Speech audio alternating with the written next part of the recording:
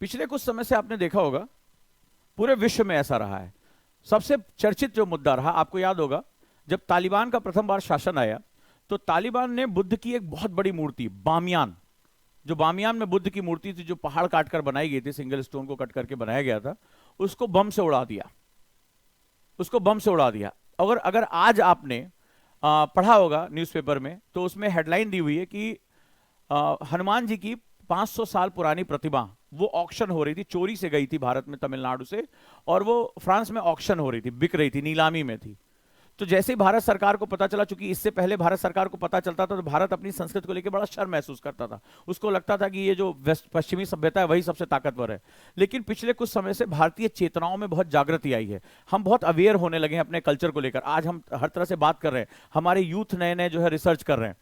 तो अभी जैसे ही आपने अगर आज पढ़ा होगा, तो जैसे ही भारत के संस्कृति मंत्रालय को ये बात पता चली, ठीक है, तो उन्होंने क्या किया, तुरंत एक्शन लिया, वहां पर सारे डॉक्यूमेंट भेजे कि देखो ये हमारे भारत की है, ये पांडुलिपि इसमें इसकी चर्चा रही है, ये भारत से चोरी हुई है।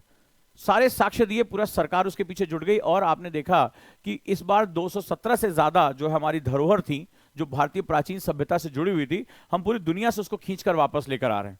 वो भी एक दिन सत्य होगा जिस दिन कोहिनूर भी हमारे देश में वापस आ जाएगा। हम लगातार इस प्रक्रिया में लगे हुए हैं। लेकिन हनुमान जी की 500 साल पुरानी प्रतिमा आज वापस लौट कर आई। तो कोई देश इस प्रतिमा को प्राप्त करने के लिए इतना ज्यादा ललायत क्यों है? हम हर जगह जा रहे हैं, आज हमारे पास जहां पैसा हो रहा है हम ऑक्शन में खरीद रहे हैं, जिसको हम वापस नहीं ला सकते, जिसके डॉक्यूमेंट्स हैं हम उसको पूरी दुनिया को दिखाने, देखो ये हमारी चीज है यार, हमें वापस करो, ये हमारी भारतीय विरासत है। तो आज का मेरा क्वेश्चन इसी बात से निकला हुआ, आज के न्यूज़पेपर से शुरू करते हैं कि हनुमान जी की 500 साल पुरानी प्रतिमा को वापस लेकर आए। आपने देखा इससे पहले कुछ दिन पहले जो योगिनी की मूर्ति थी, जो बकरे के सिर के योगिनी की मूर्ति थी, उसको भी हम भारत वापस लेकर आए। अपने डॉक्यूमेंट्स हमने ब्रिटेन को सौंपे कि ये भारत की परंपराओं का हिस्सा है, ये भारत के तंत्र मंत्र का हिस्सा है, ये हमारी परंपराओं का हिस्सा है, हमें इसको वापस लेकर आना है। ठीक है, हम ऑस्ट्रेलिया से आज उसको वापस लेकर आए। तो सवाल क्या हो रहा है इस पूरी कहानी में? जो सवाल हो रहा है वो ये हो रहा है कि किसी भी राष्ट्र के लिए विरासत का क्या महत्व होता है, उसके हेरिटेज का क्या महत्व होता है। अगर संस्कृति बिना हेरिटेज के क्या टिक सकती है? यानी अगर एक नाव है, ठीक है, समुद्र में एक नाव है और उसमें लंगर नहीं है, यानी उसको किनारे से हुक नहीं किया गया है, तो क्या होगा? लहरों के साथ वो नाव समुद्र में खो जाएगी, खो जाएगी, बर्बाद हो जाएगी। तो क्या करना होगा हमें? हमें हमेशा जो संस्कृति होती है, किसी भी देश का स्वाभिमान, अब जरा बात इंपॉर्टेंट लिखो, लिखो इसको, लिखो जरूर, बहुत इंपॉर्टेंट बात कहने जा रहा हूं। किसी भी राष्ट्र का स्वाभिमान, राष्ट्र का स्वाभिमान, बड़ी प्यारी बात कह रहा हूं, ये पढ़ते पढ़ते दिमाग में आता है। किसी भी राष्ट्र का स्वाभिमान उसकी संस्कृति से जुड़ा होता है, कल्चर से। The proud of any country attach to their culture, अपनी संस्कृति एवं परंपराओं से जुड़ा होता है।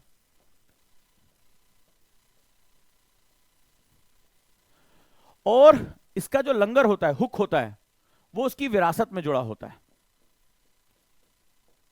उसकी विरासत से जुड़ा होता है, ऐसे समझो। ठीक है, बड़े ध्यान से, बड़ी गहरी बात कही है। ये कहां से आई है, कौन सी किताब मैंने पढ़ी या क्या मैंने डॉक्यूमेंट सोचा, मुझे भी कुछ नहीं पता, ये किसी ऐसी जगह लिखा नहीं है, बस ये सोचते सोचते आई है। और बड़ी प्यारी बात है, इसको लिख लेना।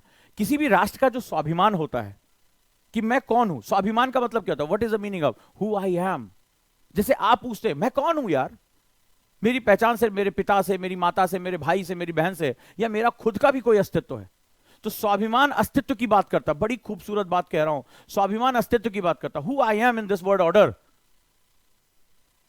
I am just a south Asian country, ना ना ना, आई एम इंडिया। मैं सिर्फ साउथ एशियन कंट्री हूं, ओह एक छोटा सा 2.4% मेरे पास जगह है, ना ना ना, 17.5% आबादी है, oh no no no no, I am India. Indian Ocean मेरे नाम पर पड़ा हुआ है, मैं भारत हूं, और मैं मुकुट स्थित रखता हूं, क्राइन पोजीशन रखता हूं, आधा हिस्सा मेरा सागर में, आधा हिस्सा मेरा लैंड में। मैं आर्यावर्त हूं, मैं जम्बू द्वीप हूं, मैं वो हूं जो दुनिया के तमाम धर्मों की जननी रही है, मैं वो हूं जो मानव को, आत्मा को, सभी की व्याख्या करने की ताकत रखता हूं। मैं पेड़ पौधे पशु पक्षी सबके बारे में सोचने की आस्था रखता हूं। मैं वो हूं जो समस्त परंपराओं की अलग अलग रास्ते बनाने की हैसियत रखता हूं। हमारे एक रास्ते पे लड़ाई नहीं होती है, हम अलग अलग रास्तों से भी उन्नति कर सकते हैं। मैं वो हूं जो सगुण और निर्गुण दोनों को देख सकता हूं, मैं वो राष्ट्र हूं। तो जब राष्ट्र खुद को पहचानता, खुद के अस्तित्व को पहचानता, अगर बात अच्छी लगी है तो कहिए सर, हाँ कुछ नई बात कही है, कुछ तारीफ की बात कही है, आह वाह तो करते रहो। लगे तो जिंदा लोगों को पढ़ा रहा हूं या मुर्दों की महफिल में मैं शायरी सुना रहा हूं, तो कुछ आह वाह करते रहा करो कि कुछ बात कही है सर। और ये राष्ट्रीय चेतना बहुत पहले से ही, जो मैकाले के समय से इसको खत्म कर दिया गया। उसने यही प्रयास किया कि भारत ये पूछ ही ना सके मैं कौन हूं। वो हमें बताते थे, वो हमें सुनाते थे कि तुम तो राष्ट्र ही नहीं हो। और जब किसी राष्ट्र की चेतना ही सुप्त हो जाए, किसी राष्ट्र का स्वाभिमान ही खत्म हो जाए, तो वो राष्ट्र कभी खड़ा ही नहीं हो सकता। राष्ट्र का स्वाभिमान रीढ़ की हड्डी की तरह होता है। अगर तुम्हारे अंदर रीढ़ की हड्डी निकाल दी जाए तो तुम कभी खड़े नहीं हो सकते। तो स्वाभिमान राष्ट्र की हड्डी की तरह होता है, और राष्ट्र की हड्डी उसके अस्तित्व को तय करती है। जब पढ़ रहे हो तो थोड़ा ढंग से पढ़ लो। कोई टीचर खड़ा होगा, वो जेएनयू की किताबों से उठाकर कुछ तुम्हें पढ़ा देगा। इसीलिए तो मैं किसी सिलेबस का पार्ट नहीं हूं, किसी क्लास का पार्ट नहीं, क्योंकि मैं मुक्त हूं।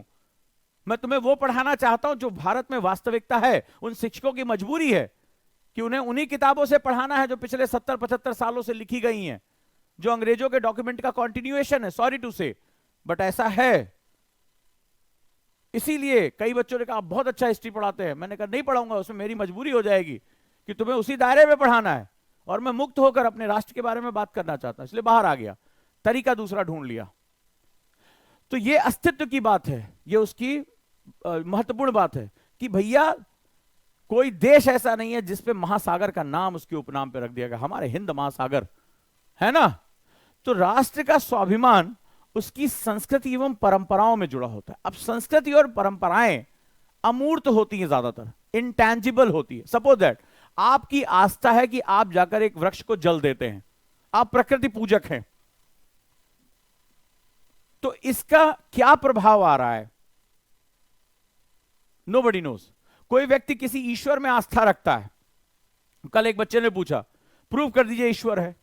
मुझे क्या जरूरत है, मेरी तो आस्था है ना ईश्वर है। मान लो कोई ऐसा व्यक्ति है जिसकी आस्था ईश्वर में, तो तुम प्रूव करो ना कि वो नहीं है। अरे जिसकी आस्था वो तो मान रहा है ना कि वो ईश्वर है। मेरी परंपरा है, मेरे पिता ने मुझे सिखाया, मेरी माता ने मुझे सिखाया। कोई कृष्ण का पूजक है, कोई शिव का पूजक है, कोई स्वामी नारायण की पूजा करता है, सबका अपना मन। तो क्वेश्चन ये है कि जो नहीं मान रहे वो कह रहे तुम प्रूव करके दिखाओ भगवान है। अरे तुम प्रूव करो ना चाचा, मेरी तो आस्था है, मैंने मान लिया क्योंकि मैं उस अमूर्त को विश्वास कर रहा हूं। फॉर एग्जाम्पल, तो तुम्हारा सरदर्द है कि नहीं है, तुम प्रूव करो ना। मेरे तो ईश्वर मेरे सामने है, या मैं किसी भी रूप में अपनी इबादत कर रहा हूं, मैं गुरुद्वारे जा रहा हूं, मस्जिद जा रहा हूं, कहीं भी जा रहा हूं, ये मेरी अपनी आस्था। तुम्हारा अगर लग रहा है नहीं है तो तुम प्रूव करो ना मेरे भैया, हम कहां प्रूव कर रहे हैं। तो ये क्या है, अमूर्त है, तुम इसका कोई पैरामीटर नहीं दे सकते। जब तुम परेशान हुए, तुम ईश्वर के पास चले गए, खुदा के पास चले गए, अपनी बात उनसे कह दी, चाहे सगुण रूप से चाहे निर्गुण रूप से, चाहे साक्षात या अप्रत्यक्ष, तो ये इंटेंजिबल है, इसको मापा नहीं जा सकता। तो फिर राष्ट्र ऐसे सवालों का जवाब कैसे देगा, और उसका जवाब है अपनी विरासत में, अपने हेरिटेज में। ठीक है, अपने हेरिटेज में। ये जो विरासत है हमारी किसी भी रूप में, ये चीज तुम्हें दिखाएगी। तुम जब कहते हो, जब हड़प्पा सभ्यता के बारे में पढ़ते हो, तुमने कभी सोचा कि क्यों किसी भी इतिहास की किताब में जो पहला सब्जेक्ट होता है वो हड़प्पा से क्यों शुरू होता है? कभी सोचा तुमने? और हम क्या दिखाते हैं जब हम हड़प्पा सभ्यता के बारे में बात करते हैं, पढ़ा भी होगा तुम लोगों ने, तो हम कहते हैं ना, अरे अर्बन सभ्यता थी, अरे भैया ढकी हुई नालियां थी, अरे भैया सड़कें समकोण पर काटती थी, क्या बात है, पक्की ईंटों की बात थी, अन्नगार थे, स्नानागार थे, हड़प्पा के लोग यहां व्यापार करते थे, इसके भी साक्ष्य मिले। क्या बात है, क्या बात है। तो तुम भी रटे जा रहे हो, भैया हड़प्पा हड़प्पा, ठीक है, हुडी बाबा करते चले जा रहे हो। लेकिन कभी सोचा क्यों पढ़ाया? कभी सोचा कि क्यों हमें उन खंडहरों के बारे में पढ़ा रहे हैं, उन साक्ष्यों के बारे में पढ़ा रहे हैं? क्योंकि वो खंडहर नहीं है, वो विरासत है। अगर मैं तुमसे कहूं भारतीय संस्कृति बहुत महान और प्राचीन संस्कृति है, जैसे तुमने कहा कि मैं हनुमान जी की पूजा करता हूं,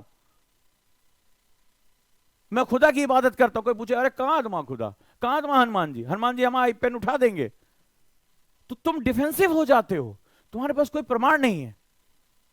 तो जब भारतीय संस्कृति महान है तो लोगों ने पूछा कहां से महान हो गई, तो हम जाते हैं अपनी विरासत तक और कहते हैं देखो इस समय तुम चमड़े ढूंढते थे अपनी इज्जत बचाने के लिए, चमड़ा लपेट के घूमते थे, तब हम अपने जो है वो हमारी गलियां साइंटिफिक, हमारे पास ड्रेनेज सिस्टम था मेरे भाई, हम व्यापार किया करते थे, हमारे पास लोथल जैसा बंदरगाह था, हम टेराकोटा की मूर्तियां बना लेते थे,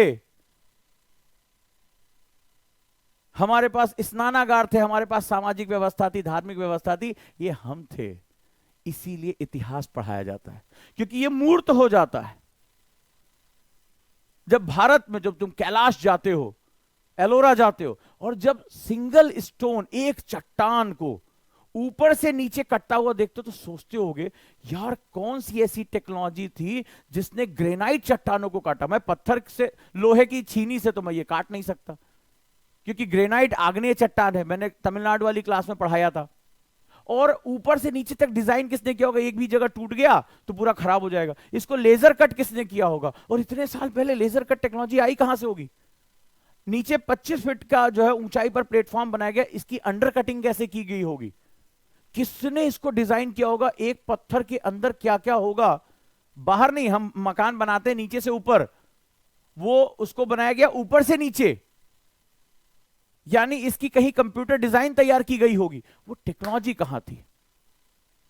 तो जब तुम पूछते अरे भारत क्या था, जब अंग्रेज पूछते थे, तंबाकू नहीं खाते थे बेचारे, ठीक है, सिगार पिया करते थे, भारत क्या था, राष्ट्र हो ही नहीं सकता था, क्या है भारत, सपेरों का देश था। हाँ बेटा, सपेरे बीन बजा बजा के उन्होंने सांपों से वो मंदिर खुदवा रखा था, नागराज थे ना सारे के सारे, और तुम सुपर कमांडो ध्रुव थे। तो वो क्या है, वो बताता है तुम्हारी विरासत तुम्हें वापस खींच रही। तुमने सोचा कि दुनिया भर की आंधी में मिडिल ईस्ट से लोग आए, अंग्रेज आए, फ्रांसीसी आए, डच आए, सभ्यताओं को बर्बाद करने की कोशिश की, लेकिन इतनी आंधी चलने के बाद भी तुम उखड़े क्यों नहीं, क्योंकि तुम्हारी विरासतें अभी मौजूद थे। हमारे पुरखों ने उसको इतनी मजबूती से बनाया था, चाहे वो खजुराहो के टेंपल हो, तिरुपति हो, या कैलाश हो, एलोरा हो, अजंता हो, एलिफेंटा की गुफाएं हो, ताजमहल हो, इन सबको इतनी गहराई से जोड़ दिया कि हर समय हमें हमारी सभ्यता की महानता, हमारी विरासत के प्रमाण हमारी आंखों के सामने थे। हम भूलना भी चाहें तो भूल ना पाए। तभी तो गाना बना, तुझे भूलना तो चाहा लेकिन भुला ना पाए, जितना भुलाना चाहा तुम उतना याद आए। तो ये भारतीय संस्कृति विरासत के बारे में बात हो रही है, ठीक है।